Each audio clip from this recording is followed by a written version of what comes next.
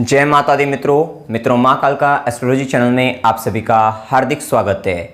अगर आपने चैनल को सब्सक्राइब नहीं किया है तो चैनल को सब्सक्राइब करें और बेल आइकन को प्रेस करें ताकि आप हमारी लेटेस्ट वीडियो को देख सकें। आज हम स्टार्ट करने वाले हैं monthly prediction for Libra ascendant April 2022। Tula लगन के जातकों के लिए अप्रैल माह का मासिक फल आइए आरंभ करते हैं। मित्रों, अगर आपकी लगन कुंडली के अंतर्गत यहाँ पर लगन में 7 नंबर लिखा हुआ है, इसका मतलब आपका तुला लगन है। क्योंकि भविष्यकथन लगन से दिया गया है, राशि से नहीं दिया गया है। सर्वप्रथम अपनी जन्म कुंडली को देखिए, वहाँ पर लगन कुंडली लिखा होगा और वहाँ पर लगन में 7 नंबर लिखा होगा। बात कर रहे हैं हम यहाँ पर तुला लगन के बारे में, जो कि चर लगन है और वायु तत्व लगन है। चर लगन के होने के फलस्वरूप ऐसे इस लगन के जातक अथवा जातिकाओं को गतिशीलता, बदलाव बहुत अधिक पसंद होता है, घूमने फिरने के बहुत अधिक शौकीन होते हैं और वायु तत्व लगन होने के कारण स्वतंत्र विचारधारा वाले होते हैं, शुक्र से प्रभावित होते हैं और नाप तोलकर बोलना, क्योंकि तुला का मतलब तराजू से है, कहीं ना कहीं नाप तोलकर बैलेंसिंग नेचर इनका पाया जाता है। इस तरीके का स्वभाव रहता है, शुक्र से प्रभावित होते हैं। संसार के सभी भोगों को भोगने की शक्ति इस लगन के जातक अथवा जातिकों में पाई जाती है। लग्जरी की तरफ विशेष रूप से ध्यान होता है, साथ ही रिलेशनशिप बनाने में विशेष रूप से ध्यान रखते हैं। बात करें हम अप्रैल माह के बारे में। अप्रैल माह में सबसे पहले लग्नेश शुक्र को देखते हैं। शुक्र कुंभ राशि के अंतर्गत 27 अप्रैल तक गोचर करेंगे, अर्थात आपका मेन फोकस अभी पंचम भाव की ओर है, अर्थात अपने संतान, अपने ज्ञान, अपनी शिक्षा, अपने हो सकता है कुछ शेयर मार्केट से रिलेटेड चीज़ें या लव रोमांस, इन सब चीज़ों में विशेष तौर पे आपके जीवन में प्रगति कह लीजिए, फायदा कह लीजिए, लाभ कह लीजिए, ये होने वाला है। कहीं ना कहीं इन सब चीज़ों के तरफ आपका विशेष रूप से ध्यान आपका जाता हुआ दिखाई देता है। साथ ही संतान के लिए अगर हम बात करें, क्योंकि संतान यहाँ पे शुक्र के साथ मंगल भी कुंभ राशि के अंतर्गत मंगल का गोचर कुंभ राशि में 7 अप्रैल से 17 मई 2022 तक रहेगा। अर्थात कह सकते हैं कि 7 अप्रैल से 25 तक 27 तक जब शुक्र और मंगल एक साथ रहेंगे तो इस समय के अंतर्गत, क्योंकि संतान से मंगल संतान भाव से दशम भाव का स्वामी है, यहाँ से आप देख सकते हैं 7, 8, 9, 10 दशम भाव के स्वामी होकर पंचम भाव के अंतर्गत आ रहे हैं। तो ये कह सकते हैं कि संतान के कार्यक्षेत्र के अंतर्गत बहुत अच्छी उन्नति होने वाली है। और एक बात और, क्योंकि गुरु भी मीन राशि के अंतर्गत 13 अप्रैल 2022 से मीन राशि में आ जाएंगे, तो यहाँ पर ये भी कह सकते हैं, क्योंकि संतान से द्वितीय भाव में धनेश कह सकते हैं धन भाव में है, और यहाँ पर आप देख सकते हैं कि संतान भाव से एकादश भाव का स्वामी भी धन भाव में है। कुल मिलाकर अब ये बात कह सकते हैं कि आपके संतान के जीवन के अंतर्गत एक विशेष उन्नति, विशेष प्रगति होने वाली है। धन लाभ अच्छा खासा होने वाला है, धन सुख की वृद्धि होती हुई दिखाई देती है।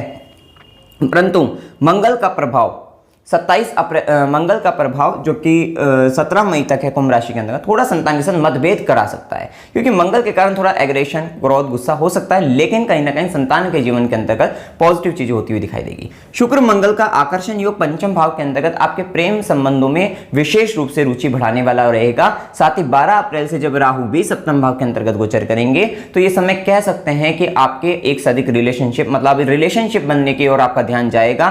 कामुकता आपके जीवन के अंतर्गत बढ़ती हुई दिखाई देगी, मतलब कहीं ना कहीं आपके प्रेम संबंध बनते हुए दिखाई दे रहे हैं, प्रेम संबंधों में इंटरेस्ट आपका जागता हुआ दिखाई देगा। ऐसी स्थिति यहां पर दिखाई देती है। तो ये कुल मिलाकर ये स्थिति अच्छी है। साथ ही आपका संचित धन का स्वामी मंगल मकर राशि के अंतर्गत 7 अप्रैल तक रहेगा, जहां पर चतुर्थेश शनि भी विराजमान है, गोचर कर रहे हैं 29 अप्रैल तक।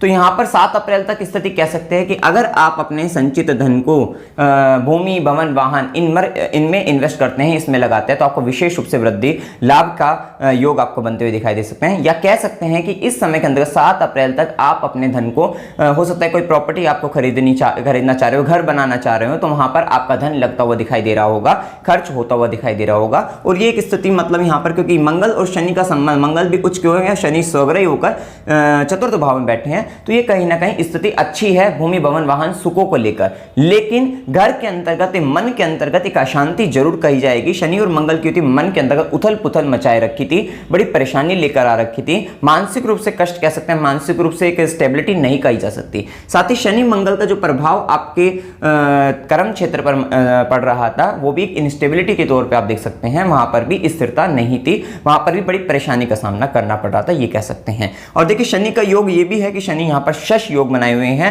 और 12 अप्रैल से जैसे ही राहु भी सप्तम भाव के अंतर्गत आ जाएंगे, ये पॉलिटिक्स के लिए आपके लिए बहुत अच्छा रहेगा। अगर आपकी दशा अंतर्दशा और कुंडली के अंतर्गत ग्रह स्थिति आपकी सुटेबल रहेगी तो पॉलिटिक्स के में आप बहुत अच्छा स्थान बना सकते हैं। ऐसी स्थिति यहाँ पर बनती हुई दिखाई देती है। कुल मिलाकर ये स्थिति अच्छी है।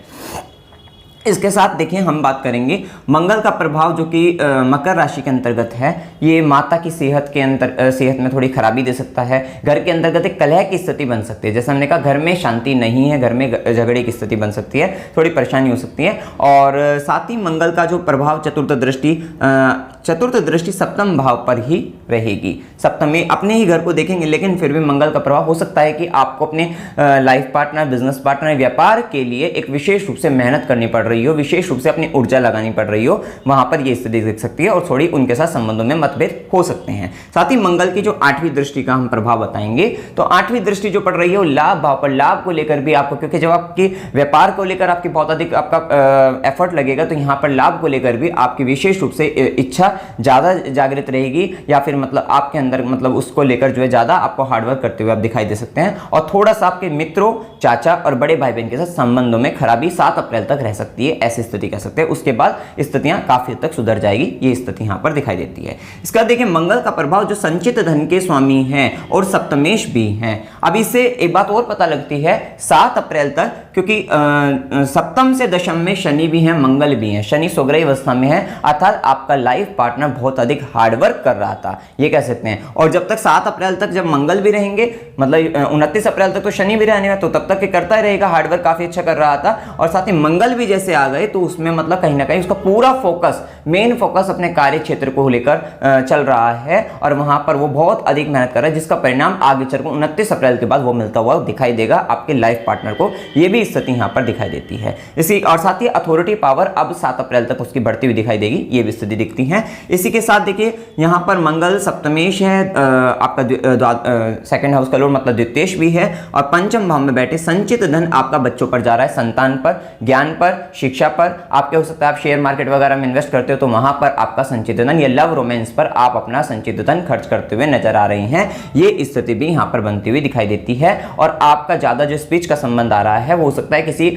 आप पब्लिक परफॉर्मेंस को ऐसा करें जहां पर आप कहीं कुछ भाषण देते हुए नजर आए, बोलते हुए नजर आए, वहां पर भी कुछ ऐसा अच्छा, मतलब क्योंकि मंगल और शुक्र का जो योग रहेगा वो कहीं ना कहीं आप अच्छे से मतलब अपने आप को एक्सप्रेस कर सकते हो, अपने आप को शो कर सकते हो, वो स्थिति भी यहाँ पर दिखाई देती है। बस थोड़ा सा बुध का प्रभाव जैसे कि मीन राशि के अंतर्गत रहेंगे, थोड़ा अपने आप को कमजोर महसूस कर सकते हैं, जिसके लिए हम यहाँ पर उपाय भी आपको देते हुए नजर आएंगे, तो यहाँ पर आप वो भी देख सकते हैं। तो ये स्थिति यहाँ पर अच्छी बनी हुई है। साथ ही सप्तमेश का भी सप्तमेश मंगल का पंचम भाव के अंतर्गत जाना, ये दाम्पत्य जीवन के अंतर्गत भी मधुरता को बढ़ाने वाला रहता है और कहीं ना कहीं आपके प्रेम संबंधों में विशेष रूप से आपको फायदा देने वाला रहेगा, ये स्थिति यहाँ पर पता लगती है। इसके बाद देखते हैं, देखिए सूर्य का गोचर 14 अप्रैल 2022 तक मीन राशि के अंतर्गत सूर्य षष्ठम भाव के अंतर्गत रहेंगे, जो कि कंपटीशन इत्यादि चीज़ों के लिए आपके लिए अच्छा रहेगा। वहीं 12 अप्रैल को यहाँ पर 13 अप्रैल से गुरु भी मीन राशि के अंतर्गत आ जाएंगे, तो ये एजुकेशन के लिए आपके लिए अच्छा रहेगा। आप हो सकता है टीचिंग फील्ड के अंतर्गत तो वहाँ पर आपको फायदा देते हुए नजर आएगा,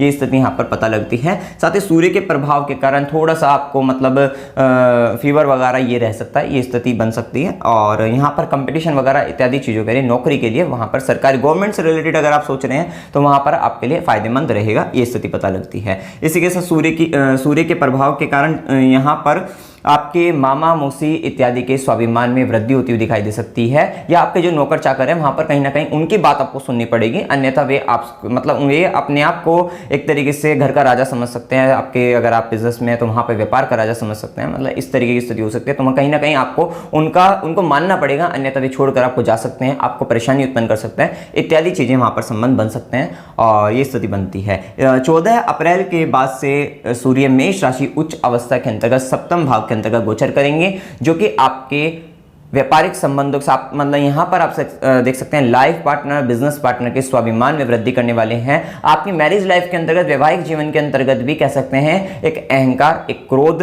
एक अत्यधिक ऊर्जा या फिर स्वतंत्र विचारधारा, थोड़ा वहां पर आपके लाइफ पार्टनर के कारण आप प्रभावित हो सकते हैं। मतलब कहीं ना कहीं आपको लाइफ पार्टनर की ही बातों को मानना पड़ेगा, उसके अहंकार को भी सहन करना पड़ेगा, उसके स्वाभिमान को भी सहन करना पड़ेगा, मतलब उन सब चीजों को, उसको रिस्पेक्ट आपको ज्यादा देनी पड़ेगी। कुल मिलाकर बात यह है जो कह रहे हैं उनको सुनो और उसको रेस्पेक्ट आपको देनी पड़ेगी, अन्यथा वहां पर फिर परेशानियां आपके जीवन के अंतर्गत बन सकती है, ये स्थिति पता लगती है। साथ ही सूर्य का प्रभाव आपके जीवन के अंतर्गत पहले ही आप स्वतंत्र विचारधारा वाले हैं और उसके बाद और अधिक ये प्रभाव आपको बनता हुआ दिखाई देगा। साथ ही जीवन साथी के ऊपर जिम्मेदारियां काफी अधिक बढ़ जाएगी इस समय के अंतर्गत 14 अप्रैल 2022 से, ये भी स्थिति यहां पर पता लगती है। इसी के साथ देखिए यहाँ पर आप कैसे देख सकते हैं आपके आय भाव का स्वामी भी है सूर्य, और आय भाव के स्वामी बनकर ये सप्तम भाव से संबंध बना रहे हैं, तो ये आपका फायदेमंद रहेगा आपके 14 अप्रैल का बिजनेस वगैरह के अगर देखा जाए, क्योंकि गुरु भी मीन राशि में आकर 5वीं दृष्टि आपके कर्म क्षेत्र पर रहेगी। तो अब जो समय है राहु का भी प्रभाव सप्तम में आने वाला है, तो अब जो टोटल यहाँ पर जो दिखाई देता है वह प्रभाव दिखता है कि आपके मन के अंतर्गत अपने काम करने की इच्छा तीव्र गति से जागृत हो रही होगी और जागृत होती जाएगी, और उसमें आप आगे बढ़ोगे और आप वहां पर फायदा लेते हुए नजर आएंगे, ये स्थिति यहां पर पता लगती है। इसी के साथ देखिए सूर्य के प्रभाव के मंगल का प्रभाव हम देख चुके हैं, बुध के प्रभाव, बुध देखिए भाग्येश भी है, व्ययेश भी है, द्वादशेश भी है, और यहां पर बुध सबसे पहले मीन राशि के अंतर्गत रहेंगे, और बुध का प्रभाव मीन राशि के अंतर्गत 8 अप्रैल तक रहेगा, जो कि भाग्येश बनकर आएंगे। तो ये नौकरी के लिए तो अच्छा है कि अगर आप जॉब वगैरह ढूंढना चाह रहे हैं तो गुरु भी जब मीन राशि के अंतर्गत 12 अप्रैल से आ जाएंगे, और उसके बाद तो देखिए बुध का गोचर जो रहेगा वो मेष राशि के अंतर्गत रहेगा, लेकिन 8 अप्रैल तक बुध मीन राशि के अंतर्गत रहेंगे, तो वहां पर भी आपको कमजोर अवस्था, मतलब यहां पर कमजोर अवस्था में तो ये रहेंगे बुध, भाग्येश का मतलब आपका संघर्ष जीवन के अंतर्गत बढ़ता हुआ नजर आएगा, थोड़ा बोलने के काम में और कमीशन से रिलेटेड अगर कोई वर्क कर रहे हैं आप, या फिर आप किसी भी तरीके का मतलब कम्युनिकेशन वगैरह, और या फिर आप मतलब ये बुध से संबंधित कोई भी कार्य अगर आप कर रहे हैं, किसी तरीके के आप म्यूजिक से रिलेटेड चीजों में काम कर रहे हैं, तो वहां पर भी आपको थोड़ी सी दिक्कतें, आपको समस्याएं बन सकती है ये स्थिति में से, या फिर आप कोई एक्टर वगैरह हैं तो वहां पर आपको भाग्य के मामले में मतलब थोड़ी सी समस्याओं का आपको सामना करना पड़ सकता है। जब गुरु 12 अप्रैल से मीन राशि के अंतर्गत आ जाएंगे तो बहुत सारी समस्याएं आपकी दूर होती हुई नजर आएगी, ये हम यहाँ पर कह सकते हैं। इसी के साथ देखिए यहाँ पर भाग्येश यहाँ पर भाग्य सप्तम भाव के अंतर्गत 8 अप्रैल से 25 अप्रैल तक मेष राशि के अंतर्गत गोचर करेंगे, और साथ ही ये व्ययेश बनकर भी आ रहे हैं, तो ये आपका विदेशों से व्यापार का संबंध बन सकता है, नवमेश भी है और वे 12 द्वादश भाव के स्वामी है, विदेशों से आपका व्यापार का संबंध बन सकता है, ये स्थिति आपके लिए अच्छी रहेगी, क्योंकि राहु भी सप्तम भाव में गोचर करेंगे। तो अगर आप अपने काम को विदेशों से संबंध बनाना चाह रहे हैं तो वहां पे ये अच्छी स्थिति में रहेगा, अच्छा होता हुआ दिखाई देता है, ये स्थिति पता लगती है। थोड़ा सा ये बात ध्यान रखिएगा, जब तक ये सूर्य राहु का ग्रहण योग है तो अपनी आय को, जो आपकी इनकम आपके पास आ रही है, उसको इन्वेस्ट करते वक्त सोचिएगा, या फिर आप जिस माध्यम से आप अपनी इनकम जनरेट करना चाह रहे हैं उसको विचार करिएगा कि ये क्या मैं सही कर रहा हूँ या गलत कर रहा हूँ, क्योंकि व्यक्ति का गलत तरफ ध्यान ज़्यादा जा सकता है, ये भी स्थिति हम यहाँ पर कह सकते हैं। और इसी के साथ देखिए यहाँ पर भाग्येश वृषभ राशि के अंतर्गत आएंगे 25 अप्रैल से 2 जुलाई तक, तो यहाँ पर भी अब आपको मतलब हार्डवर्क अभी दिखता, मतलब भाग्य का कम साथ दिखता है। जब तक ये भाग्येश की स्थिति अच्छी नहीं होती तो इस बात का आपको ध्यान रखना होगा, थोड़ा ये टाइम अच्छा रहेगा 8 अप्रैल से 25 अप्रैल का, उसके बाद थोड़ा आपको हार्डवर्क आपका ज़्यादा रहेगा, कह सकते हैं भाग्य का साथ कम मिलेगा। अगर कुछ भाग्येश जहाँ पे लक फैक्टर आपको ज़्यादा लगता हो कि ज़्यादा कार्य करता है, तो 8 से 25 अप्रैल तक उसको आप आजमा कर देख सकते हैं। उसके बाद कहीं ना कहीं आपकी मतलब केवल हार्डवर्क कह सकते हैं वही आपका काम आता हुआ दिखाई देगा, भाग्य का साथ थोड़ा कम हो जाएगा, ये स्थिति कह सकते हैं। इसके बाद देखिए यहाँ पर हम देखते हैं शुक्र की स्थिति हम देख ही चुके हैं कि शुक्र का प्रभाव कुंभ राशि में, शुक्र का प्रभाव मीन राशि के अंतर्गत, शुक्र का प्रभाव मीन राशि के अंतर्गत लग्नेश बनकर शुक्र मीन राशि में उच्च अवस्था के अंतर्गत षष्ठम भाव के अंतर्गत आएंगे 27 अप्रैल से 23 मई तक। मतलब कहीं ना कहीं अब आपका व्यय लग्जरियस चीजों के प्रति ज्यादा होने वाला है, ये कह सकते हैं, और रोग रिपू इन पर जो भी है उस पर आप विजय प्राप्त करने वाले हैं, क्योंकि 27 अप्रैल के बाद गुरु भी मीन राशि के अंतर्गत है, वहां शुक्र भी आ जाएंगे। मतलब आप पूरा फोकस आपका, अगर आपका हेल्थ इश्यू चल रहे थे तो आप उसको खत्म करने का पूर्ण रूप से प्रयास करेंगे और वहां पे खत्म होते हुए दिखाई देंगे। थोड़ा पेट से संबंधित, लीवर और किडनी से संबंधित चीजों में सावधान रहेगा गुरु के पीरियड के अंतर्गत, गुरु मीन राशि के अंतर्गत। और इसी के साथ यहाँ पर आपका ध्यान अपने कर्ज को उतारने में रहेगा और नौकरी, कंपटीशन इत्यादि चीज़ों में विजय दिलाने वाला रहेगा। मतलब पोजीशन अच्छी है, जॉब वगैरह कंपटीशन वगैरह में, तो 12 अप्रैल के बाद स्थितियाँ अच्छी बनती हुई दिखाई देती है। अब देखिए गुरु का गोचर जैसे हम बता ही रहे 12 अप्रैल से हो रहा है, गुरु षष्ठम भाव के अंतर्गत आएंगे, तो ये इन सब चीज़ों से तो आपको फायदा दे देंगे। आपकी नौकरी वगैरह, कंपटीशन वगैरह इत्यादि चीज़ों के अंतर्गत आपके यहाँ पर हो सकता है कि आप सलाह देते हुए नजर आए, हो सकता है सलाह किस तरीके की सलाह देते हुए नजर आए, हो सकता है कोई व्यक्ति बीमार हो, उसको बीमारी दूर दूर करने की सलाह देते नजर आए। चाहे आप डॉक्टर भी ना हो, डॉक्टर हो तो आपके लिए बहुत ही अच्छा रहेगा, मतलब आप अच्छी सलाह देते हुए नजर आ सकते हैं। या फिर आप किसी तरीके के केसेस वगैरह में कोई फंसा हुआ हो, उसकी सलाह अच्छी दे सकते हैं। वकील है तो और अच्छा रहेगा आपके लिए। मतलब इन सब चीज़ों से, रोग रिपोर्टिंग, झगड़ा, मुकदमा, कोर्ट कचहरी, इन सब चीज़ों से आप अपने आप को निकालते हुए नजर आएंगे। और अगर कोई व्यक्ति फंसा हुआ है उसको भी निकालने में आप सहायता करेंगे, सलाह देते हुए नजर आएंगे। ये कह सकते हो टीचिंग फील्ड से रिलेटेड चीज़ों में भी आपको फायदा रहेगा। गुरु की 5वीं दृष्टि, ज्ञान दृष्टि, उच्च की दृष्टि आपके कर्म क्षेत्र पर पड़ेगी। नाम कमाओगे आप अपने कर्म स्थान के अंतर्गत, प्रोफेशनल लाइफ के अंतर्गत, जॉब के अंतर्गत। वहां पर आपका नाम, मान, सम्मान, पद, प्रतिष्ठा आपकी बढ़ती हुई नजर आती है। ये स्थिति यहां पर दिखाई देती है। और जो इनस्टेबिलिटी शनि के प्रभाव के कारण आ रही थी, वो कुछ समय के लिए, जब तक शनि मकर, मतलब यहां पर शनि मकर में है और कुंभ में चले जाएंगे 29 अप्रैल से, लेकिन गुरु का जो प्रभाव आएगा वो अब स्टेबिलिटी को बढ़ाता हुआ नजर आएगा। ये निर्भर करता है आपकी दशा अंतर्दशा कौन सी चल रही है, क्या कुंडली में ग्रह स्थिति है, उन सब चीजों पर, क्योंकि जनरल प्रेडिक्शन होती है। इसी के साथ गुरु की 7वीं दृष्टि, व्यय खर्चों को आप कम करते हुए नजर आएंगे। विदेश से आप लाभ ले सकते हैं और धार्मिक चीजों पर भी आप खर्च कर सकते हैं। लेकिन जब शुक्र मीन राशि के अंतर्गत आएंगे तो आपका खर्चा लग्जरियस चीजों पर भी ज्यादा होता हुआ नजर आएगा। साथ ही गुरु की 9वीं दृष्टि जो कि आपके धन स्थान पर है, संचित धन, एक धन आपका जो संचित नहीं हो पा रहा था, खर्च होता हुआ जा रहा था, अब गुरु 12 अप्रैल से आपका धन संचित करने में आपका विशेष रूप से आपका मतलब लाभ आपको देते हुए नजर आएंगे। आप धन संचित करते हुए नजर आएंगे। आपके कुटुंब के साथ अगर संबंध बिगड़ रहे थे, परेशानी उत्पन्न हो रही थी, पैतृक संपत्ति को लेकर परेशानी बन रही थी, उन सब परेशानियों में यहाँ पर गुरु की दृष्टि, 9वीं दृष्टि, भाग्य की दृष्टि, भाग्य का साथ देती हुई नजर आएगी। और उन सब चीजों में जो परेशानियां आती हैं, उन परेशानियों को दूर करती हुई जाएगी। कुल मिलाकर ये प्रभाव आपके धन संचित धन, आपकी वाणी को भी लेकर, आपकी वाणी में शुद्धता कह सकते हैं, सात्विकता, आपके भोजन को भी सात्विक बनाने का गुरु प्रभाव करेंगे, ये भी प्रभाव डालेंगे। ये स्थिति हम यहाँ पर कह सकते हैं। इसी के साथ देखिए यहाँ पर राहु और केतु का प्रभाव जो हम देखें तो राहु और केतु लगन में बैठे हैं। 12 अप्रैल से गोचर करेंगे और इसके बाद शनि की भी दृष्टि यहाँ पर पड़ेगी। एक तो आप अपनी हेल्थ को लेकर, हेल्थ में भी यहाँ पर देखिएगा कि कुछ ऐसी दिक्कतें इंसान के जीवन में बन जाती है शारीरिक रूप से, जो समझ भी नहीं आती, डॉक्टर को भी नहीं पता लगता कि एक्चुअल में हुआ क्या है एक तरीके से। क्योंकि केतु लगन में और शनि की दृष्टि पड़ेगी तो ये पिशाच बाधा का कार्य करती है। मतलब कहीं ना कहीं ऐसी चीजें जो दिखती नहीं है, परेशान तो करती है, होती है, नहीं होती, कुछ समझ में नहीं आता, जस्ट कंफ्यूजन टाइप में अगर आप देखें। क्योंकि केतु का लगन पर प्रभाव आपके जीवन में थोड़ा कंफ्यूजन बढ़ा सकता है, लेकिन आपको इंट्यूशन पावर बहुत अच्छी देगा। आपके सामने कोई व्यक्ति खड़ा हुआ है, आप कहीं ना कहीं उसको, व्यक्ति सामने आया, आप समझ गए ये व्यक्ति अच्छा है कि बुरा है, इस तरीके की चीजें, मतलब बिना ही उसके, ये एक तरीके से कह सकते हैं जब आप कहीं ना कहीं कोई भी व्यक्ति, मतलब किसी तरीके की इंट्यूशन पावर, एक तरीके से कृपा की बात करें तो वो कृपा आपको यहाँ पर प्राप्त हो सकती है, ये स्थिति दिख सकती है। साथ ही आपको मेंटली रूप से मतलब आप कंफ्यूजन के स्टेट में ज्यादा रह सकते हैं, ये भी हम यहाँ पर कहेंगे कहीं ना कहीं। क्योंकि केतु एक हेडलेस बॉडी है, तो हेडलेस बॉडी है तो वहां पे कहीं ना मतलब दिमाग तरीके से काम नहीं करता। अगर आप किसी की सलाह लेकर कार्य करें, आपके लिए विशेष तौर पे अच्छा रहेगा। नहीं तो स्वयं से ही आप असंतुष्ट रहेंगे, आपको समझ में नहीं आएगा, कंफ्यूजन रहेगा कि मैं क्या करना है, क्या नहीं करना है, इस तरीके की चीजें रहेगी। वहीं राहु आपको इतनी अधिक एम्बिशन, मतलब डिजायर्स आपको दे देंगे आपके व्यापार को लेकर, आप उसको बढ़ाना तो बहुत चाहते हैं, लेकिन आपका माइंड कहीं ना कहीं कमी रहेगी वहां पर। आपके दिमाग में एक सही विचार आना वो भी रहेगा कि आप उसको किस तरीके से करना है, किस बात को फॉलो करना है, वो फॉलो करने में आपको परेशानी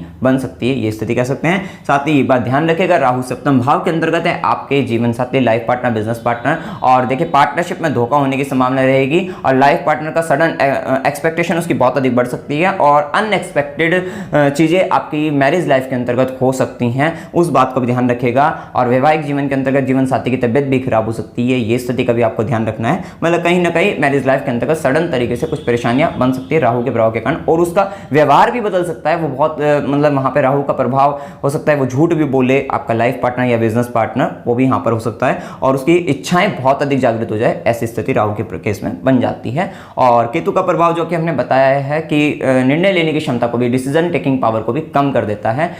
व्यक्ति को डिसीजन लेने में बड़ी परेशानी होती है, लेकिन इंट्यूशन पावर को बढ़ा देता है। एक व्यक्ति होता है कि उसको दो चीजें उसको दिखा दी, लेकिन उसने क्या, बिना सोचे समझे, एक होता है ना बिना सोचे समझे, हमने उसको चीज को पिक कर लिया, हमने सोचा ये चीजें हमारे लिए फायदेमंद है, तो बिना सोचे समझे करने वाले रहेंगे, उसमें भाग्य का साथ देता है तो अच्छा है। तो ये मतलब कहीं ना कहीं बिना सोचे समझे इनको सब चीज़ें पता लग जाएगी वो बात अलग है, लेकिन एक सिस्टम को फॉलो करते हुए कार्य को करने में आपको परेशानी बनेगी। इस बात को आप यहाँ पे ध्यान दीजिएगा। आप देखें यहाँ पर शुभ दिन 7 से 9, 9 से 12, 12 तारीख से 14 तारीख, 18 से 20, 25 से 27 ये दिन आपके लिए शुभ हैं। शुभ दिनों में कोई कार्य अगर आप करना चाहते हैं आपके लिए फायदेमंद रहेगा। अशुभ दिनों 1 से 2, 4 से 7, 14 से 16, 27 से 29 इन दिनों में किसी तरीके की परेशानी, मानसिक तनाव, कष्ट, बाधा, ऐसी स्थिति बन सकती है, किसी से झगड़ा हो सकता है, कर्जे का संबंध ज़्यादा बढ़ सकता है और आपका मानसिक रूप से कष्ट, आपका यह रोग, रिपू, ऋण का संबंध आपके जीवन में बन सकता है। यात्रा के योग आपके यात्रा के योग बन सकते हैं। देखिए यात्रा, अकस्मात यात्रा 1 से 2, 4 से 7, 27 से 19 यहाँ पे अचानक से यात्रा हो सकती है। मनोरंजन के लिए यात्रा करना चाहते हैं 2 तारीख से 4 तारीख, 29 से 30 तारीख ये दिन आपके लिए अच्छा रहेगा। धार्मिक तीर्थ यात्रा 7 से 9 का दिन अच्छा रहेगा। अस्पताल पर व्यय खर्च हो सकता है ज़्यादा, 14 तारीख से 16 तारीख का दिन रहेगा और कष्ट के साथ यात्रा में 20 से 22 का दिन आपके लिए रहने वाला है। इसी के साथ देखिए अमावस्या 1 अप्रैल 2022 की, 30 अप्रैल 2022 की है और चैत्र नवरात्रि 2 अप्रैल से आरंभ हो रहे हैं, 11 अप्रैल तक हैं। उपाय क्या करनी चाहिए? देखो उपाय सबसे ज़्यादा मेन उपाय आपके लिए केतु का बनता है कि केतु का उपाय आपको 1.5 साल तक करना ही चाहिए। केतु के केस में जब हमने बताया कि दिमाग सही से काम नहीं कर रहा है, मेंटली तौर पे आप अपने आप को कमजोर महसूस कर रहे हैं, तो वहाँ पर देखिए गणेश जी, क्योंकि वहाँ पे एक तरीके से केतु हेडलेस बॉडी है और वहाँ पे एक बिग हेड जिसे कहते हैं गणेश जी का, तो वो यहाँ पर दिखता है। तो ओम गम गणपते नमः इस मंत्र का आपको जाप करना है 108 बार और बुधवार के दिन से आप आरंभ कर सकते हैं और इसको कंटिन्यूस आपको करते रहना है 108 टाइम्स। आदित्य हृदय स्तोत्र का पाठ आपको करते रहना है और साथ ही इस माह के अंतर को ओम ब्राम ब्रीम ब्रोम से बुधाय नमः इस मंत्र का भी जाप आपको अवश्य करना है। तो इसमें आपको कोई संशय, कोई भी डाउट हो आप कमेंट सेक्शन में जरूर पूछ सकते हैं। वीडियो अगर आपको अच्छा लगा वीडियो को लाइक कीजिए, शेयर कीजिए और चैनल को सब्सक्राइब कीजिए। जय माता दी।